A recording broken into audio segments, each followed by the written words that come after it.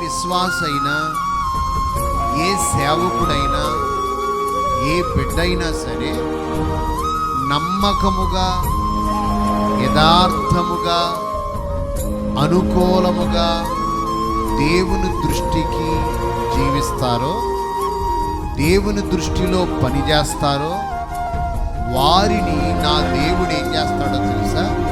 అన్ని విషయాల్లో ఆశీర్వాదకరంగా మారుస్తాడు.